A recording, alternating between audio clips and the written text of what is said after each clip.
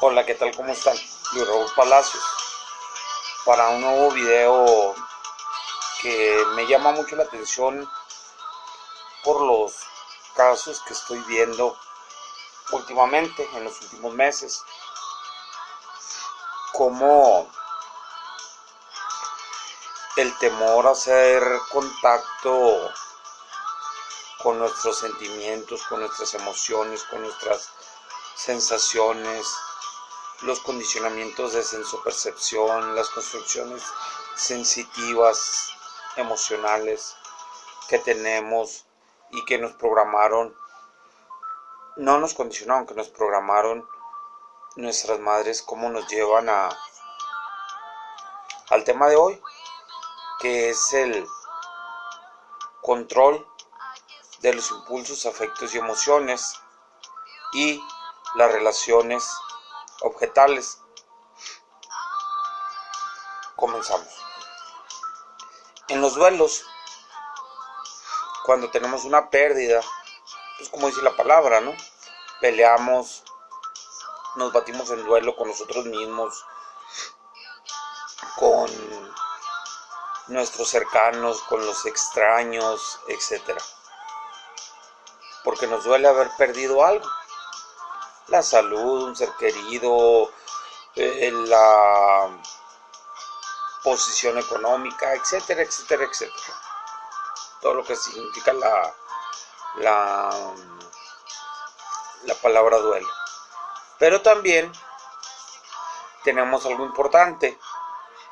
Cuando a mis casi 54 años, cuando yo era pequeño, recuerdo que existían los rituales de muerte, como era el luto. Vestirse todo de negro, poner un moño negro, que toda la gente fuera y te recordara que un ser querido había muerto, fallecido. Eso está muy bien porque te hacían tener catarsis. Te peleabas con medio mundo, te peleabas contigo, pero al final de cuentas aceptabas la realidad, que era la pérdida, y hacías contacto con tus emociones. Entonces,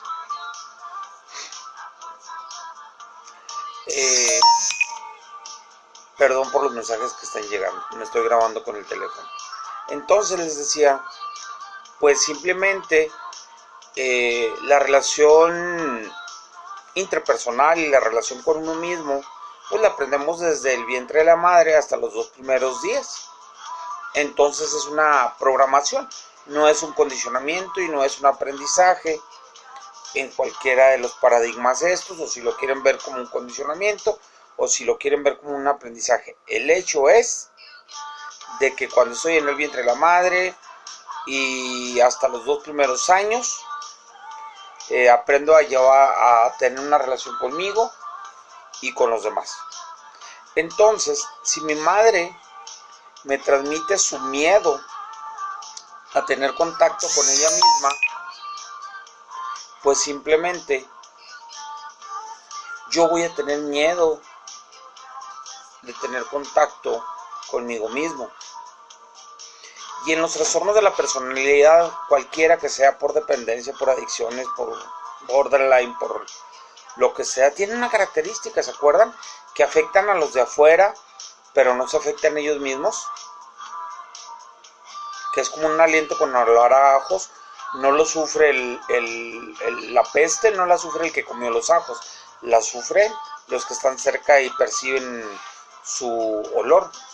Bueno, pues en los trastornos de la personalidad, en la dependencia, en la codependencia, etcétera, etcétera, etcétera, ¡oh, eureka! Surge algo. Tanto el dependiente como el codependiente o cualquier trastorno en la personalidad tienen miedo de hacer contacto con sus emociones. Y la variable desde la figura humana, proyectiva, hasta el Bender, gestáltico, hasta la asociación libre, sale que hay una madre castrante y un padre ausente. Una gran mezcla para ser inexpresivo, tener miedo de hacer consciente que siento.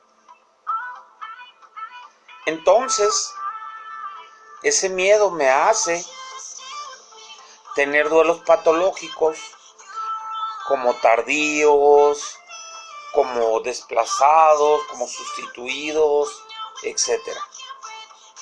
Entonces, recordemos cómo las madres protectoras son protectoras con aquel hijo supuestamente querido, pero en realidad no lo quieren dejar ir porque tienen miedo de que se queden solas y tengan que trabajar con sus emociones y sus sentimientos y luego hacerle caso a las necesidades que de donde son motivo estos sentimientos o emociones y luego tener que cubrirlas. Entonces, aquella sobreprotección de la que fue objeto mi madre, pues lógicamente la proyecta en mí, la reencarna en mí, y yo no voy a tener la programación para creer en mí. Y entonces vienen las fobias sociales, viene la agorafobia, viene la acrofobia. Y entonces, ¿qué pasa? Pues tengo miedo de relacionarme allá afuera. Y entonces lo sustituyo por una persona, por una sustancia, por lo que sea. Y de esa manera tengo dos ganancias. Una,